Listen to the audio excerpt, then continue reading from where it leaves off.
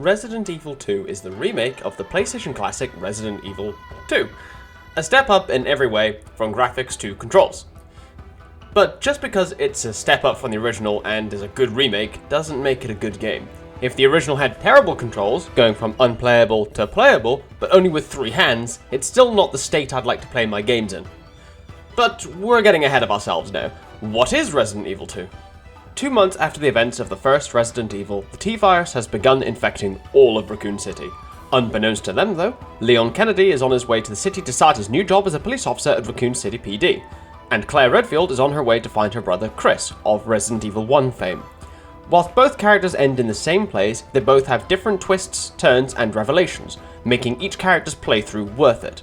If you're wondering which one to go through first, canonically you go through the game first as Leon, followed by Claire. So let's go over the overview of each one's story, starting with Leon. Arriving at the police station after being separated from Claire, Leon meets up with a fellow police officer who was recently affected, Marvin. While still holding on to his sanity, Marvin helps Leon in finding a way out of the police precinct.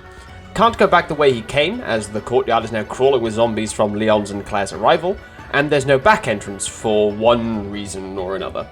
Following the convoluted mess of puzzles that Resident Evil is usually, it turns out that the police station is built on an old art museum, which has a statue which shifts to the side to reveal an underground secret passage once you've slotted in 3 medallions. No, I don't get it either. Down and through the passage you meet Ada Wong, a mysterious woman out to bring down the Umbrella Corporation. Coming to a mutual agreement to help each other, you begin searching for a way into the secret Umbrella facility beneath the police precinct. Straightforward, yes, but plenty of puzzles and difficulties lie in wait between each key point.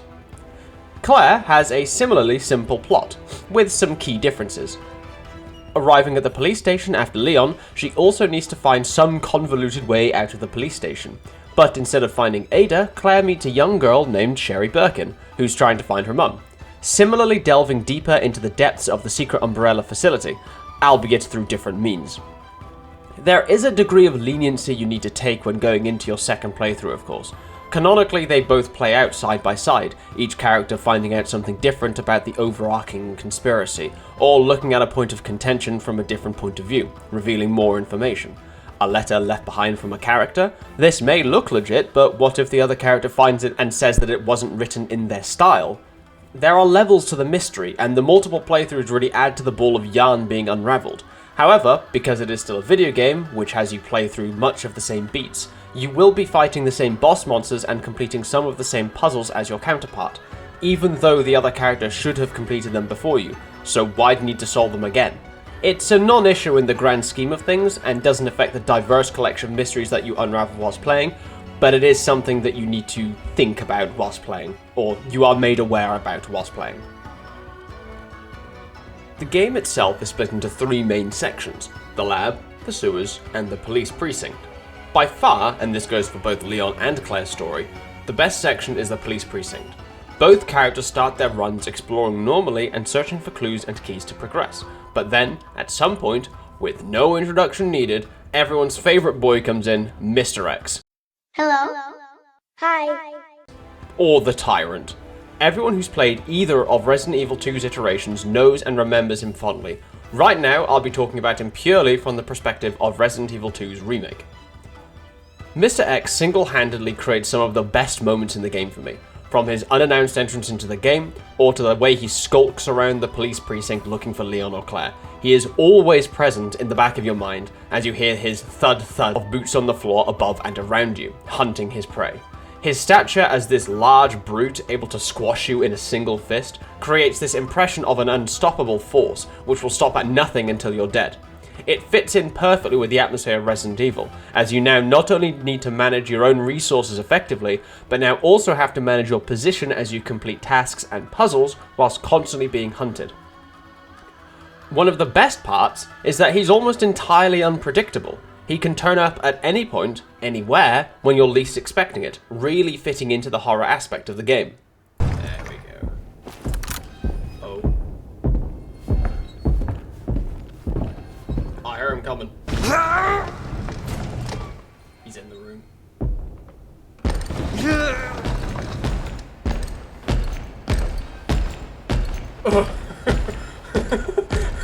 Don't worry, I'm not here.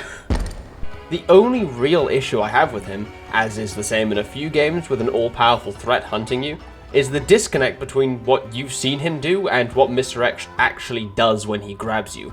For example, as Leon, the first time you see Mr. X, he punches through a wall, grabbing someone by the head, popping it in his bare hands like a grape. He is never strong enough afterwards to do that to you. But why? Obviously, this is probably down to how the player would react. Getting broken like a Pringle every time Mr. X showed his ugly mug. It wouldn't be fun.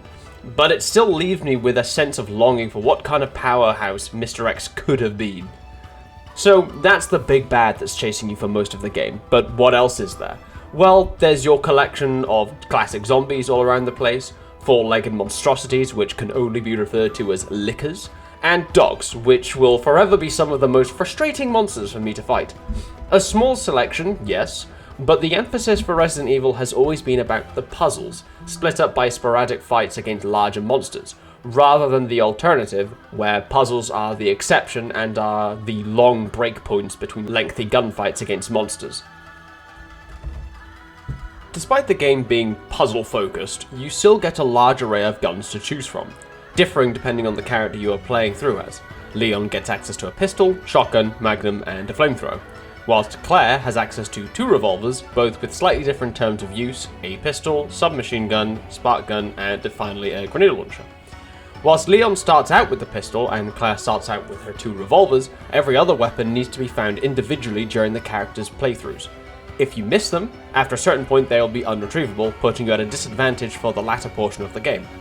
Thankfully, the game is pretty lenient in letting you go back and find the weapons you missed, which you will be made aware of as soon as you start finding ammo for the weapon that you don't have.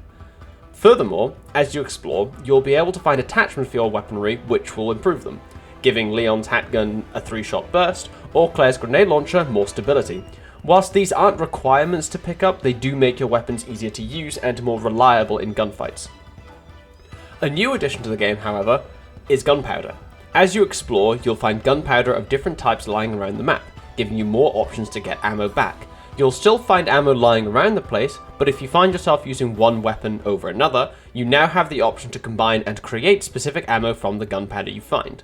2 basic piles of gunpowder will create you basic handgun bullets, 1 basic pile and 1 high-grade pile will create the next ammo type up. For Leon that would be shotgun shells, and for Claire that would be .45 ACP rounds. And 2 high-grade gunpowders will create you the strongest ammo type. For Leon that would be magnum rounds, and for Claire that's SMG ammo. It's a very simple system, but gives the player more options when playing. For example, I favoured the shotgun throughout my playthrough as Leon and made more ammo for it as and when I could, whereas another may prefer the magnum or just the simple pistol. Add this customization to the fact you're now less likely to run out of ammo, this system works very well. This is the only real major addition to exploration and combat, as puzzles are still the same affair of exploring around, finding items and keys to fit with other items or into doors, letting you explore more areas and discover more items and keys. The system works, and the main thing that had to change between games is making the puzzles interesting and different enough from the previous one, as well as making the story and new characters interesting, all of which the game accomplishes with flying colours. But the elephant in the room, Resident Evil 2 has had a very large facelift. This is a remake after all. There's no more forced perspective, Resident Evil 2 is now third person with a huge improvement in graphical fidelity. The game itself looks incredible. There is a dark, dingy atmosphere which follows you everywhere, never costing you visibility whilst exploring, but creating such a thick atmosphere it's like you're wading through a swamp. They even keep with the unpredictability of dealing with zombies from its predecessors. Due to the forced camera perspective of previous games, you couldn't easily headshot zombies, which would always result in an insta-kill. It was instead down to random chance, and to a degree, this has been passed on to Resident Evil 2. Due to the third-person perspective, you're now able to constantly aim at the head of zombies, and whilst this does result in extra damage, you are still not guaranteed a headshot, resulting in that all-desired insta-kill. This is left to chance again, making it important for you to still aim for the head, but keeping that spirit of unpredictability from original Resident Evil games. That lack of a consistent headshot can be somewhat of a frustration, knowing that even if you do aim for the head, you're not guaranteed a kill, but it is lessened by the fact that a headshot does almost always result in the zombie in question staggering, allowing you to skirt past them, not wasting any more bullets than necessary. Which is an important skill for Resident Evil. You still have limited ammo, so knowing that you don't have to kill everything that moves in the game is important. Save your ammo, save your time, and just run past them. Unless they're dogs or lickers, remove them from this mortal coil as soon as possible. Furthermore, with higher graphical fidelity has come a more varied range of animations and interactions. Boxes and items you need to examine have a collection of smaller details to pull you into the experience. Sound effects will play as you turn them over as the item you're trying to find rattles around inside.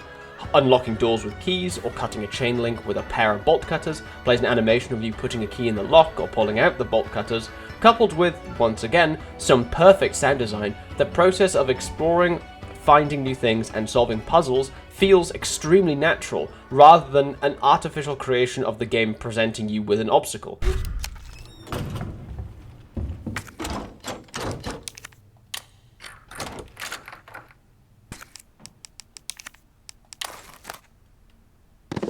There it is. Right.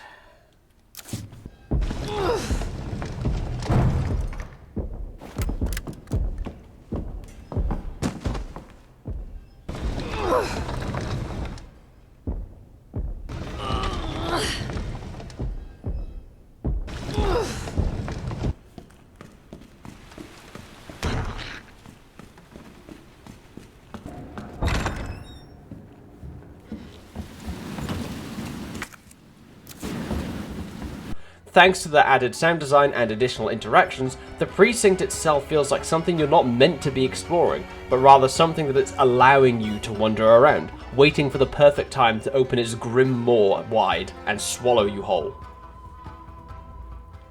Overall, it's a huge step up from Resident Evil 1, and whilst I haven't played the original Resident Evil 2, there is no doubt in my mind that there is a huge step up from that too. There was clearly a huge amount of love and care which went into developing the game. Rooms match their PlayStation 1 counterparts perfectly, combat is a refined and updated version of the classic forced angle perspective orientated combat, puzzles are brought up to the modern format, and the plot fits snugly into the beginning overarching plot that the Resident Evil franchise is known for nowadays. Overall, it's not only a great sequel to the first Resident Evil, it's a worthy successor to the original Resident Evil 2.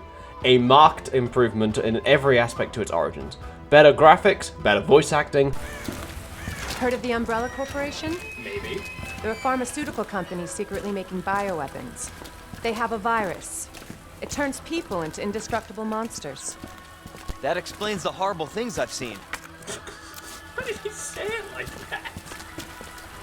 Better controls, better combat. In every conceivable way, Resident Evil 2's remake is the gold standard of how to do a remake. What are they after? Oh, fucking cool.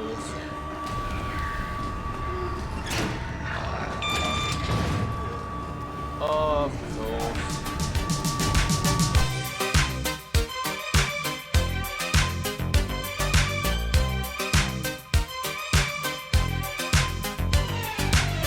Of course! Of Give course! me a break.